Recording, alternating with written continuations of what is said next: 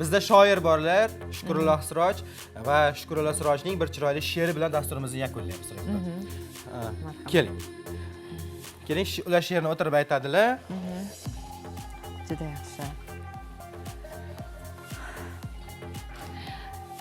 Shukrulloh aka, avvalan xush omadid. Imsol برای شما سال با موفقیت بود و می توانید درباره موفقیت‌های خود امروز سخن کنید.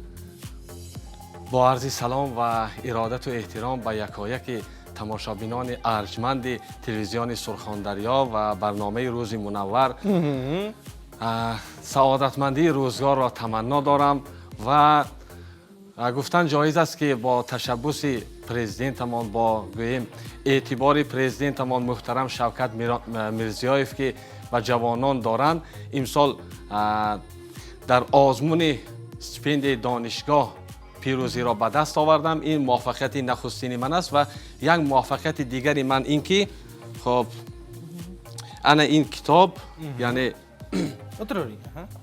یعنی با هم مؤلفی استاد دانشگاه ترمز استاد دانشگاه اقتصادیات و خدمت رسانی ترمز معلم دلافروز مقومووا و استاد دانشگاه دولتی خاورشناسی تاشکند کامل جان رحیموف یک رساله علمی را تالیف کردیم تحت عنوان ازبک تاجیک ادبی علمی علاقه‌لari جعفر محمد ترمزی ادبی علمی ایجاده و bu ta'kidlash joizki bu kitob marhamat ko'rishingiz mumkin.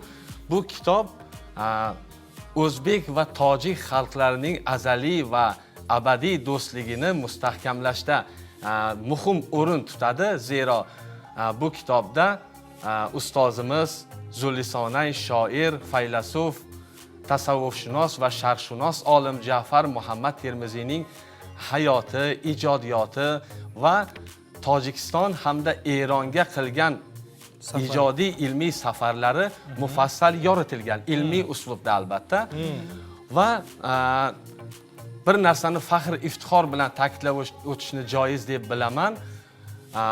O'zbekistonlik shoirning, surxondaryolik shoirning boshqa davlatlarda demak e'tirof etilishi, boshqa davlatlarda demak ta'riflarga sazovor bo'lishi bu bizga faxr iftixor tuyg'ularini uyg'otadi.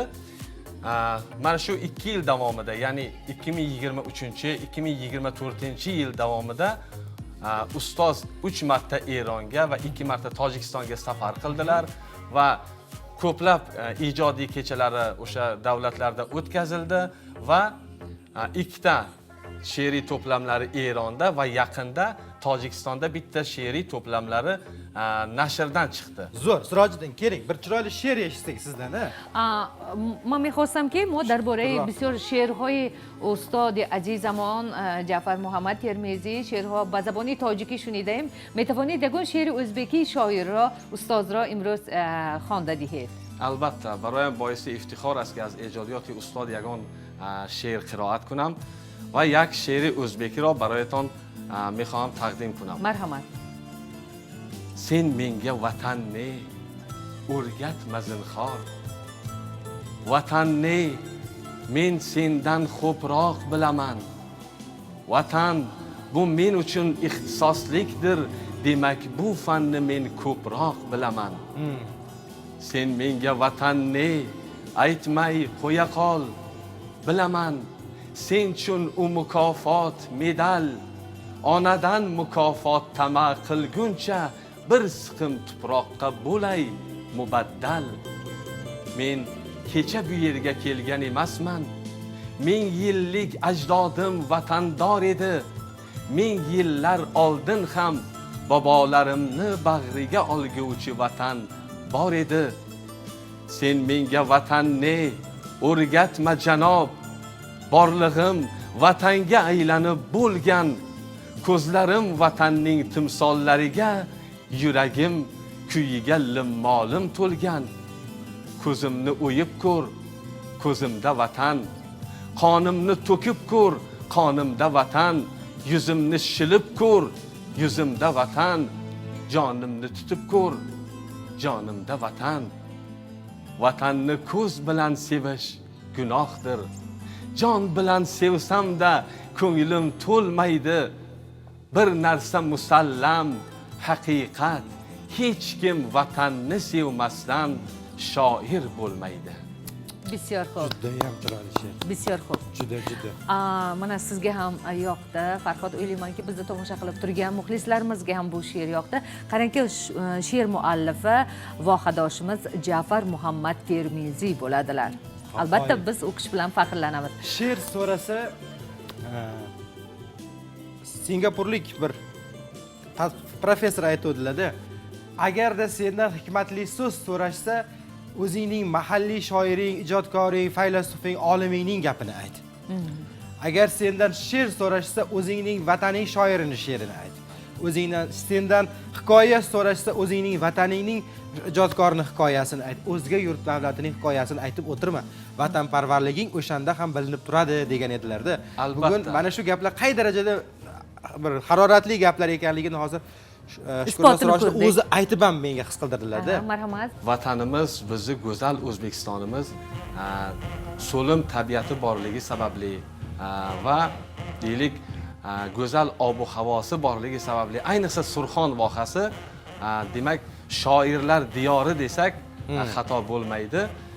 Biron xonadon yo'qki, yagon xonadon neski dar on she'r و shoiri naboshat. Yagon insoni neski she'r nadonad yo she'r qiroat nakunad. Albatta. این albatta go'yim یک استعداد خداداد، یک نعمت پروردگار است برای o'zbekiston va o'zbekistoniyon، خاصتا برای اهل یعنی سرخان.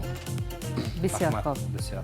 Rahmat. Demak, qadrli teletomoshabinlar, suhbatdoshimiz Termiz davlat universitetining talabasi, ijodkor yoshlarimizdan vohadoshimiz Shukrullo Siroj bo'ldilar va tashrif uchun minnatdorchilik bildiramiz. Va aytar so'zimiz bitta. Haqiqatan mana shunday jannat monand yurtimizga ko'z tegmasin. Ijod bo'laversin, tafakkur bo'laversin, faollik bo'laversin-da. Qanotda bu insonga qanot berib boraveradi. Demak, har bir inson mana shu yurtda, mana shu vatanda yashayotganidan baxtli va mamnun ekanligini his qilishi juda ham muhim sanaladi. Albatta, demak, bizda xabarlar bor. Shu o'rinda bugungi kunda Toshkent shahrida istiqomat qilib kelayotgan Jamshid akamni 19-noyabr tug'ilgan kunlari munosabati bilan barcha Hakimovlar oilasi nomidan tabriklayman deb Termiz shahridan singillari Muqaddasxon xabar yo'llaganlar. G'ayrat Suvonov, Munavvarkul ijodkorlari, xayrli tong barchangizga. Malika Karaxonova bugungi kunni chiroyli she'r bilan izhor etganlar. Tabriklar. Assalomu alaykum, xayrli tong, murodbaxsh chorshanba tongi muborak bo'lsin hammaga deb Saodatxon Safarova xabar yo'llaganlar. Demak, qadrli teletomoshabinlar, dasturimiz so'ngida barchaga yana bir bora xayrli kun deymiz. Omad, muvaffaqiyat va baxtiyorlik sizni aslo tark etmasin. Bugungi kun eng muhim va eng yaxshi kuningiz bo'lib qolishiga tilakdoshmiz. Ko'rishguncha omon bo'ling.